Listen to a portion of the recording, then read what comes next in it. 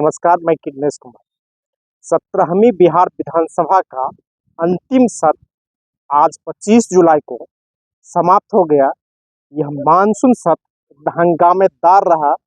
विपक्ष ने सदन की कार्रवाई नहीं चलने दी। पूरे 5 दिनों तक सदन की कार्रवाई बाधित किया और गहन मतदाता सूची पुनरीक्षण अभियान के सवाल को लेकर लगातार विपक्ष उठाते रहा।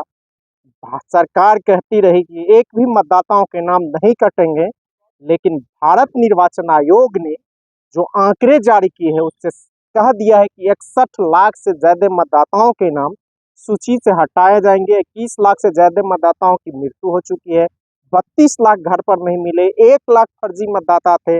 7.5 लाख मतदाताओं का नाम 2 जगह था। और इसी गहन मतदाता सूची पुनरीक्षण अभियान को लेकर यह सदन नहीं चला। 5 साल का जो 2020 में 17वीं बिहार विधानसभा गठित हुई थी, इस दौरान 2 सरकारें बदली, 5 उप मुख्यमंत्री बदले, 3 विधानसभा अध्यक्ष बदले। 17वीं बिहार विधानसभा की पहली बैठक 23 नवंबर 2020 को हुई थी। उस विधान सत्र में बिहार विधानसभा के अध्यक्ष विजय कुमार सिन्हा चुने गए।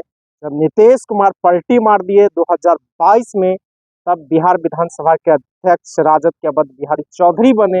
फिर नीतीश कुमार भाग के 2025 में एनडीए के साथ चले गए, तो भाजपा कोटे से नंद किशोर यादव बिहार विधानसभा के अध्यक्ष बने। 3 विधानसभा अध्यक्ष बदले, तो 5 उप मुख्यमंत्री बदले।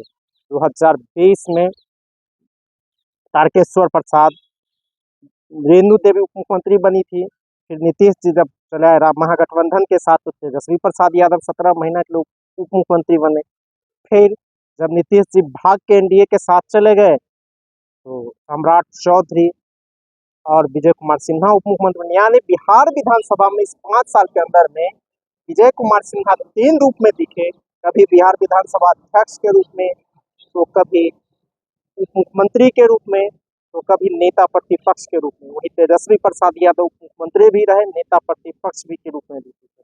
तो क्यों कहा जाए कि यह 17वीं बिहार विधानसभा बड़ी यादगार रहेगा। यह पहली विधानसभा थी जिस समय विधायकों की पुलिस बुलाकर पिटाई करवाई गई थी। उस समय बिहार विधानसभा के अध्यक्ष विजय कुमार सिन्हा थे और राजद और यूं कहिए महागठबंधन के विधायकों के, कांग्रेस, सीपीएम, सीपीआई सबके विधायकों की पिटाई 2021 में इसी बिहार विधानसभा में हुई थी। वही दोहराते दोहराते फिर 24 जुलाई को बिहार विधानसभा में देखने को मिला, जब भाजपा और राजद के सदस्यों के बीच जमकर मारपीट की नौबत आ गई, बीच बचाव किया गया। और यह बिहार विधानसभा सत्र कई मायने में यादगार रहेगा। यह पहला सत्र है जो मुख्यमंत्री नीतीश कुमार अपनी बात नहीं रख सके, अपनी उपलब्धियों को नहीं गिना सके, लेकिन नेता प्रतिपक्ष ने जो बातें कहना था उन्होंने कहा। चाहे मतदाता सूची गहन पुनरीक्षण अभियान के सवाल पर हो, या चाहे प्रथम अनुपूरक बजट के सवाल पर हो, लेकिन मुख्यमंत्री नीतीश कुमार को अपनी बातें कहने का मौका नहीं मिला। वे कपड़ा और जहां तहां उलझे रहे और इस सदन में राष्ट्रीय जनता दल और भारतीय जनता पार्टी के सदस्यों के बीच तीखी नोक झोंक भी देखने को मिली। यूं कहा जाए कि 18वीं बिहार विधानसभा चुनाव प्रचार का शंखनाद यह 17वीं बिहार विधानसभा का अंतिम सत्र मानसून सत्र से हो गया और महागठबंधन सरकार पर चढ़ा रहा और सरकार पूरी तरह बैकफुट पर इस सदन में रही।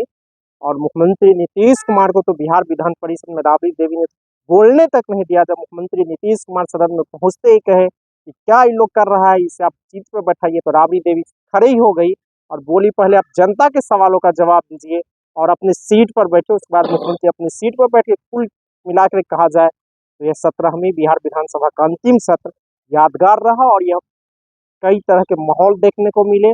और 17वीं बिहार विधानसभा के मानसून सत्र समाप्त होने के साथ ही 18वीं बिहार विधानसभा चुनाव की तैयारियां शुरू हो गई है। इसमें से करीब 60% जो विधायक अगले बार चुन के में जो होते रहा प्रथम विधानसभा चुनाव 57 से लेकर 2020 के चुनाव तक देखा जाता है, तो 45 से 60% नए चेहरे जीत कर आते हैं। और यही कारण था कि बिहार विधानसभा का अध्यक्ष नंद किशोर यादव जब समापन भाषण दे रहे थे, वे भी भावुक हो गए। और उस समय नेता प्रतिपक्ष सदन में नहीं थे, मुख्यमंत्री नीतीश कुमार थे जो सदन के नेता हैं, लेकिन सदन का माहौल भी पूरी तरह गम में बदला हुआ था और सदस्यों को लग रहा था हम आएंगे कि नहीं आएंगे, क्योंकि यह अंतिम विधानसभा सत्र था और अगले जो चुनाव होंगे अक्टूबर नवंबर में, इसके बाद ही अब नई बिहार विधानसभा बैठेगी और यह 17वीं बिहार विधानसभा चुनाव जो 2020 में हुए थे, अब 5 साल के बाद 18वीं बिहार विधानसभा चुनाव भी अब अक्टूबर नवंबर में होंगे।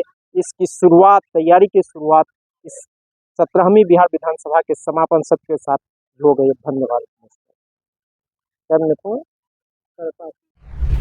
अगर आपको ये खबर अच्छी लगी तो चैनल को सब्सक्राइब करना नहीं भूलें और बेल आइकन जरूर दबाएं।